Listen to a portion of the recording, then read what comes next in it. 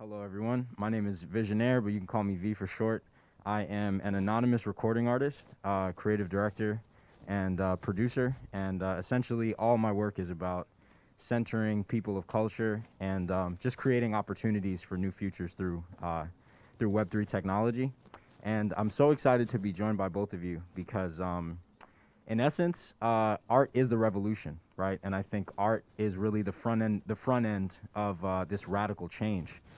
So Web3 to me is really, it gets really interesting when you start to think about art as like the front end, the UI, right, so to speak. And I think both of you through your respective projects are using art to literally transmute energy, right? There are bad things happening in the world. There are systems that are broken, and art is the means by which we are presenting this information to people to create change. So I'm really, really excited to have this conversation. Please give them a round of applause just for all of the amazing work that they're doing. And it's going to be a little bit of a different conversation. I definitely want to start off with some intros and just like what you guys are doing. But for everyone who maybe is learning about DAOs or is interested in DAOs, you got to be a certain kind of person to gotta make this thing work. You know, we were talking about it earlier. Like self-starters and people who are motivated by self-starters are really important. So I want to center this conversation around your places in the organization and also how your organizations run. And then also just some more personal questions about your mental and emotional health as both of you sort of battle Goliath in certain instances through some of your initiatives. So yeah, let's start here and just kind of like, you know, talk about what it is that you're doing and where your project is at currently. So yeah, let's start with Kelsey. Oh, is it on? You want to take this one? It's on? It's on? It's not. Yeah. Here, I think, yeah, the mute switch. If you want to just use mine. I did it. All right. Who is saying that they're not really good at technology? So GM, I'm Kelsey Driscoll. I am actually the GM of ChangeDAO. We love that. But what that means is that I lead all of our front end operations. And ChangeDAO is an NFT marketplace for social change art. I like to say that we're kind of a three-legged stool. So the marketplace is one leg of that stool. But we also have a metaverse experience, and we also are a DAO. We haven't launched our marketplace yet. Our community wallet is not yet capitalized. But what I do and what I'm doing is building all of those processes, building the governance mechanisms that we are going to activate eventually, and lead events like this and lead our team and all of our contributors. So hello, happy to be here. Excited to share our story. Yes, my name is Mark Hopkins. I am the media pod leader for FreeRossDAO. Our structure is I would say a little flat. We're growing very fast. Our mission is simply to make it politically safe to get a pardon for Ross Ulbricht. If you're not familiar with who that is, he was the accused of being the creator of the Silk Road, which was mentioned in one of the earlier conversations today. And he was accused of a lot of things that he was not particularly guilty of, which earned him a double life sentence for creating a website. And we feel like that's an injustice. So he has been an artist most of his life. He created a series of art both in his youth as well as while he was incarcerated. And we were the lucky recipients or the winners of an auction where we purchased that art with some community raised funds. Half of those funds were left over after we purchased that art. It was I think the 7th most expensive NFT sold in 2021. We bought it for $6 million, the collection of art. And then we had about $6 million in crypto left over, so we decided we were going to continue the mission.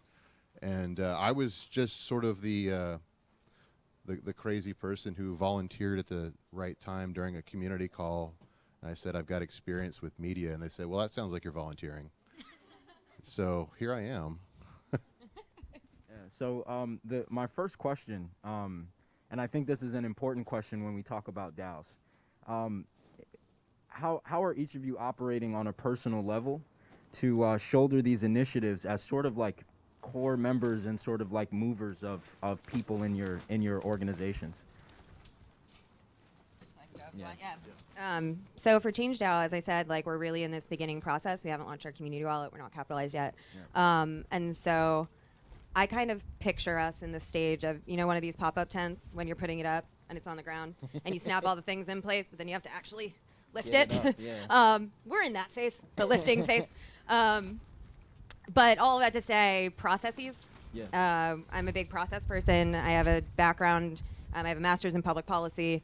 I was a management consultant. I've worked for the federal government. I come from the nonprofit sector. That's my day job. Yeah. And so processes. Yeah. We do have a lot of contributors come forward. We're very, very thankful for our contributors. But it's about managing talent. And not a lot of people get into NFTs and go, wow, this is a cool HR puzzle. But DAOs are a cool HR puzzle to figure out about how people are going to come in and out of your organization and support your community. And if we have a product, support our product. And so, yeah, personally, I've had to do a lot of, you mentioned the people who start DAOs are very type A. I am very type A, so I have had to release the reins a little bit, trust my contributors. And what that looks like, creating that trust, is for us, we have a very easy up and down as far as going from citizen, which we call anyone who's in our ecosystem, to contributor, someone who dedicates 0 to 10 hours a week to us, and then, you know, over 10 hours, 10 to 20 hours a week would be core team. Gotcha. And so all of that to say, processes, training your contributors, making sure they're aligned with your values, being very intentional about who you have in the room, and making sure that you can trust them so that you can go do all of the other building and processes that you need to do. Because standing up a DAO it's not the same as, but it is just as much of a lift as standing up a startup or a nonprofit or any type of organization. Yeah. Same question. I mean, I've got a lot of experience in startups too, so a lot of what you said sounds familiar, but our DAO is so strange compared to any startup experience I've been in. It's really like the DNA of it being an art project has continued. Like I would say the most popular political ideology within our DAO is anarchist, which weird is because we do have a governance structure, but and I've heard a lot of people say that a DAO is more like starting a government than it is starting a startup, which is something I can at least resonates with me. I don't know if I totally agree with that, but there's so like, and all our other founders are like Nadja from Pussy Riot and Trippy from Trippy Labs. He's got a venue across the street. Like we've got. I'll just say my experience working in creative agencies and media companies wrangling creative folks has come in handy. Because I too have type A leanings, but you can't just put people in a box when you've got a whole bunch of artists running around. That's not how they work. So yeah. So it's been I don't know. Cat herding sounds pejorative. It's not really like that. It's more just kind of like conducting a chaotic symphony. Just making sure people feel the passion for what. Very much like you're like how I was assigned my position, when someone speaks up in a community meeting, I think that should be fixed. I'm like, well, you sound like a volunteer. And fortunately, we're very well capitalized, so they're not necessarily volunteers if they're capable at what they're doing. It's like, you sound like you're volunteering for a job you're going to get paid for. And like, okay, yeah, I can truck with that. And that's kind of been the vibe of the show so far. Yeah, that's amazing. And I asked that question more so because I think when as I'm doing, my research on both DAOs, I recognize that, in architecting these sort of revolutionary concepts, there's a mental health component, right? There's a burnout component. And I feel like these things aren't talked about as often because the product, right? Like the Web 2 mentality of we're shipping a product, right? And in DAO's cases, you're shipping sort of like an effect, right? A reverberation through the space, a resounding sort of statement through the work that you're doing. But in order to do that, I find that, there are often core team members, if there is no structure, everything is sort of on their shoulders in one way or another, or if there is some sort of structure, it still requires sort of like, getting that engine started, right? And that shoulder, that elbow, that bicep, that forearm, they get tired after a while, constantly having to start, to start the engine. And individuals like yourselves are just so we can't DAOs can't exist without y'all. So leading to my next question, I would imagine you're familiar with the term sprinting, and y'all are sprinting a lot to solutions. So what are the challenges within your DAOs respectively of sprinting to some of these solutions with your communities? So I think the class of DAO that I come from, or that I'm working on right now, it's a particularly lucky situation. I'll explain. I'll give the answer to your question, but I don't think what we do is going to be broadly applicable to like the type of DAO like Tally Ho is, or maybe yours, because like we're lucky that we exist because of a zeitgeist. Right. I mean, there was definitely orchestration. Trippy's group definitely had, and the Pussy Riot and Pleaser DAO folks had a huge thing to do with our genesis at Art Basel. Yeah. But we come from a lineage of DAOs that have been captured in the news cycle, like Constitution DAO, and then Assange DAO, literally came into our Discord and said, "Hey, we like your governance structure. We're stealing it. Thank you." Which we're flattering, actually. And then agree or disagree with the politics. Hong Kong Coddle that came a couple weeks after that. Okay. Ukraine DAO was founded by, again, the Pleaser folks and Nadja and our ops pod leader Alona. Again, it's a zeitgeist thing, right? So all the stuff that we've done has been sprinting, but in our particular situation, we realize that what we're doing is a marathon, right? I mean, Ross has been in prison for 8 years. Yeah. We set ourselves up to do it right, not do it quick. That's not a luxury that a lot of DAOs have, and fortunately, our community, for the most part, has been very supportive of that way of doing things. On the other hand, Alona over at Ukraine DAO. So the reason why she started that is she's a Ukrainian expat that lives in London. Her family lived in the city where the nuclear power plant was being shelled a few weeks ago, and she took a couple mental health days just because that was going on, and then she's like, "Look, I'm living in the center of the hurricane. I can do something," and just a couple of Discord chats later, and 7 million raised, and then like another 50 million direct to the country. I mean, it was that sort of sprinting is the sort of thing that definitely takes a toll. And you cannot exist without a team and a support. And so I guess that what they're doing about it is their DAO hires psychologists, as a part of the basic core function. Wow.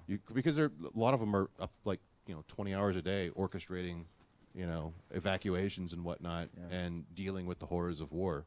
Yeah. So psychology is a huge part of it, in a very literal sense. Amazing. These are the winds of change, folks, by the way, that we're feeling. Just Love so that. you know the company that we're in at the moment. Love that as I shiver on stage. I would agree. I mean, I think it's easy to get into the Web3 space and get that hypermania. And as soon as you jump down the rabbit hole, you're like, oh my gosh, everything's happening right now. We have to get it out. We have to get it out. And there's this false sense of urgency. And I wouldn't say false, right? It's a market that never closes. Of course, it's going to be constantly churning. But intentional change, our design statement for ChangeDAO is how do you create a decentralized social change institution for the next 10,000 years. And so we look long term. And to do that, that means that we really have to control the FOMO of ourselves as core team and the FOMO of our community that's like, I want the marketplace now. Well, we're not rushing our devs. You know why? Because they need to have the time and space to create quality code that's not exploitable. And so I think it's a lot of slow and steady, keep your eyes on the prize, keep aligned with our values. And realize that we're building an institution, not just a product. And I think that outlook and kind of always returning to that, how are we meeting the needs of change makers, keeps us grounded and prevents us from that FOMO spiral. For example, when the Russia-Ukraine conflict broke, a lot of people in our community came to us and said, you have to launch your marketplace right now. We have to have a whole thing. And we were like, okay, so there's not going to be a lack of global crises in the near future. And if we rush now, then we're not going to have the infrastructure we need to be able to support that in the long term. And so I think constantly keeping our whole team aligned and all of our contributors and communicating that to our community members, to our citizens, has been really helpful. Yeah, and that's such a great point. That was actually what I was going to say is I think the reason why Web3 and why, you know, exemplary initiatives like FreeRossDAO and ChangeDAO are so important is I personally find myself, you know, the more I read and the more I understand the systems that require change, it's like, you know, it's like finding rot in your house and then you find more rot and more. And it's like this infrastructure is actually broken. And you, the more you pull out of it, the deeper you get in, the dirtier your hands get, and it starts to make you panic, you know. And I think with DAOs, especially as sort of this, you know, conglomerate of very, very active and transformative energy, it can be difficult to aim when you're aiming at something that's so big and so it's older than you. It's older than all of us, right? And we're trying to actively, you know, take this thing down or to transform it in a positive way. So just a really, really great point. And I think talking about infrastructure, my next question is really about the tools that your DAOs use to optimize your community members' time, effort, and energy. And what, you know, and also just for those of us that may want to build DAOs, what tools, you know, might be interesting for organizing, for structure. Yeah, curious to what you guys are building with. Yeah, so we use a lot of tools. Once again, a DAO is not only a product or a token or something like that. A DAO is an entire organization. And so communication for us, we have internally Notion, Slack. We actually made the decision to close our Discord. We used to use that tool. We decided that it was very difficult to create a safe space and unexploitable space in Discord. And so we paused it because that was not good for the citizens of our community to be able to come to us. And we want to be able to create safe corridors for that to happen. And so we're on Slack. We might come back to Discord. Right now it's locked down because there are just a lot of scams going around. And we are a prime target, for example, for like alt-right groups or things like that. Like, wow. Absolutely. And so, yeah, communication-wise, kind of those to communicate with our community and our citizens, Twitter, newsletter, we use Substack. And then internally, we have like a lot of technical tools that we use for our actual product. As far as governance, we also use the Gnosis wallet, so it's a multi-signature wallet. Nice. Our last speaker was talking about that, so that one person in our DAO couldn't clean out our wallet and take off with the community funds. And yeah, we'll probably be using Snapshot or something like it for voting mechanisms on chain as well. Yes, so there's a proliferation of tools, many of which you mentioned. We use Gnosis as well. We are primarily a Discord community, although we're trying to reduce our reliance on Discord. We're building, so a lot of what we're trying to make actionable for our community. We've got a really strong community of folks that, but they're just like, what do we do? What can we do? Right. Because not everybody has the ability to join a full-time team. And so we've created a series of micro actions that are incentivized either with, you know, airdrops of tokens or NFTs and whatnot. And so we're building some custom tools along those lines that where people can check in and they don't have to dig through, you know, thousands of lines of chat logs to figure out what can I do this week. You know, it's just, here's your community action for the week, you know, and click this button and you've helped the cause type thing. So that's some custom code that we're working on, but we've also got Discourse, which was mentioned, just kind of like we use that for, or we're going to be using that more for proposal development, community proposal development. We're very active on social. We're kind of taking the attitude that we're building a media company out of FreeRossDAO. Wow. And so, you know, a lot of the stuff that we're doing looks a lot like, you know, a blog/video network or something like that we're working on.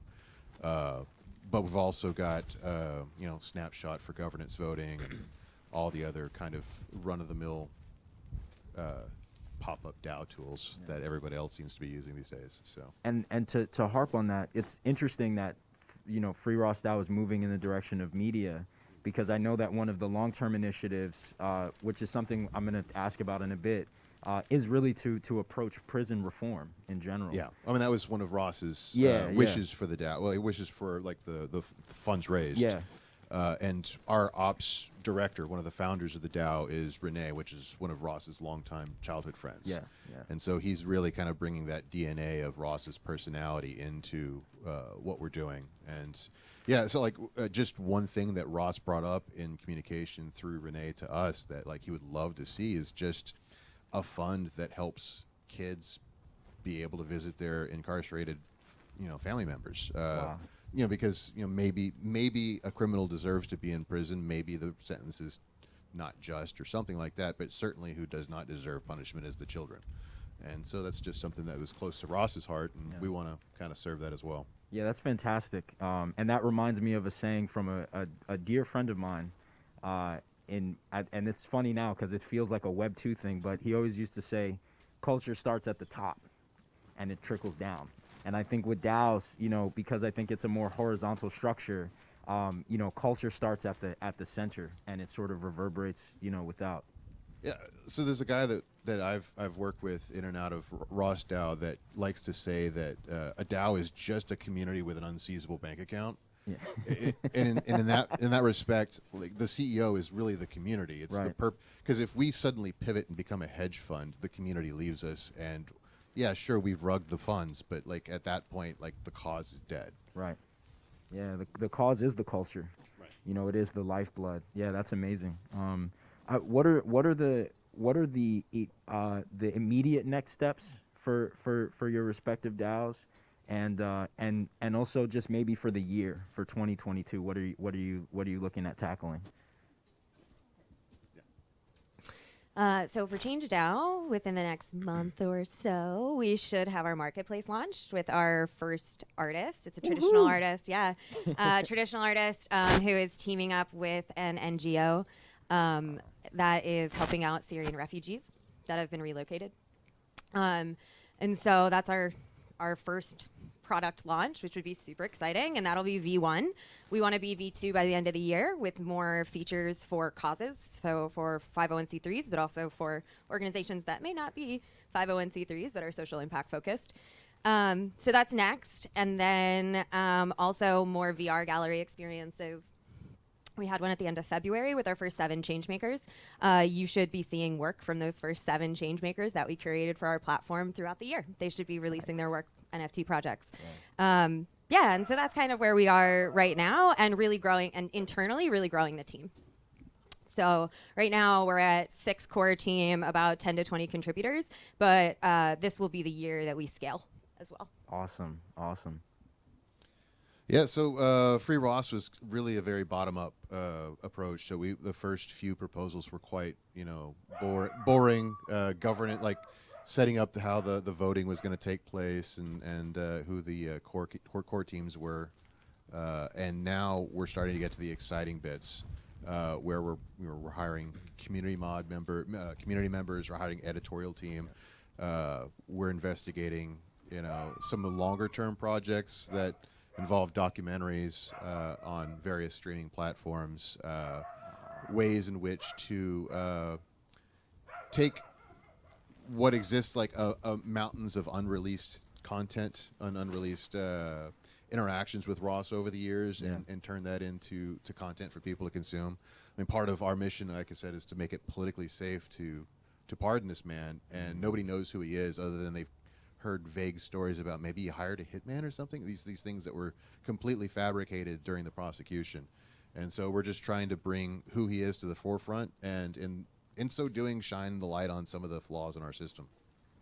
Amazing. And with that, to close, I have a prompt that I like to give anybody I ever get to talk to. So I'd like for each of you to speak one affirmation to the Web3 community. So this can be a wish for others. It can be a wish for your DAO, something you want to see happen. Anything you hope will come to fruition within this really beautiful community that we're all a part of. Take a moment. I would not like to go first. You go I first. can go first. It's fine. Yeah. I use that Can I plug my event before I do this, or can I do it after? Let's do it. Liz, you want to plug my event now? Plug it. So, ChangeDAO is holding a GM coffee event on Tuesday at Freddo ATX on South Congress. It's free, and it is a conversation with Tyler Hobbs, who is a generative artist, NFT artist, also computer programmer. He created Fidenza, that was featured on the Artblocks platform. Anyway, we're having a conversation with him, free coffee, and also what we do at these is really pass around the mic and have change makers meet each other, share what you're doing. It's really participatory. So if you want to come, email me so I can put you on the list. Yeah? Okay, great. So just email hello@changedao.org, and then I will put you on the list. Absolutely. Now, on to my affirmation. Yes. So I've been in the crypto world probably for like 2 years now, but I got really into NFTs about a year ago. And we've all heard we're all going to make it, WAGMI. But for me, coming from the nonprofit world, what that says to me is, we have lots of brands coming in. We're becoming mainstream at this point. And I think we really need, as leaders in this space, we need to protect that ethos, that we're all going to make it ethos, so that we can build an economy that serves more people, so that we can build an ecosystem that does not leave out, people in the way that traditional markets and institutions did. And so, as corny as it is, WAGMI is my last word for you all. Yeah, so I think that's, what you just said. I'm going to steal your, no. So actually, I got into this because I'm a big admirer of hacker culture and the cypherpunk culture that was the genesis for all that. And one that I believe that Ross is a very big figure in. He doesn't probably get much of the credit he's due in the foundational role of Bitcoin and all of cryptocurrency. And so my affirmation or my wish for anybody that's involved in this space is to really understand the ethos that spawned all of this, because it is, WAGMI feels trite, but it is very much about individual liberty, individual freedom. And I believe, earnestly, I'm not in it for the money, I'm not in it for the tech, I'm in it for the politics. I believe that this is a better system than the one that we currently exist in. It's more egalitarian. And if we are able to maintain that ethos, the WAGMI ethos, which you can read in more eloquent detail in maybe the Cypherpunk Manifesto or the Crypto Anarchist Manifesto, that talks about where that all comes from. I think if we all understand that as we build in this space, we're going to have the world we want to see. Yeah, and the last thing I'll say before we close out, I am so grateful to have spoken to both of you. There is such a really wonderful, compassionate energy that I think both of you exude. That is also very indicative of this space of Web3, especially people at the epicenter of radical change. And as you sort of touch people through your projects and products and protocols, that is literally how we are transferring this energy from person to person, And I wish not only success on both of you and both of your organizations, but I also wish you peace. I think oftentimes, revolutions are very small and they create these huge waves, and that little boat where it all started usually ends up, broken or tattered or oftentimes forgotten about. There are individuals who are the reason why we're here, but we often can't really reach back. So, there were lots of ways that I wanted to go with this particular panel, but being able to talk about where both of you are and how you're rooting yourselves for these mountains that you are moving in real time is very important to me, and I hope that my affirmation is that DAO culture shifts to the individuals, and shifts to the health and wellness of these individuals, because that's a part of history that is often left out, So nothing but love to the both of you, and thank you so much for the work that you do. We appreciate you.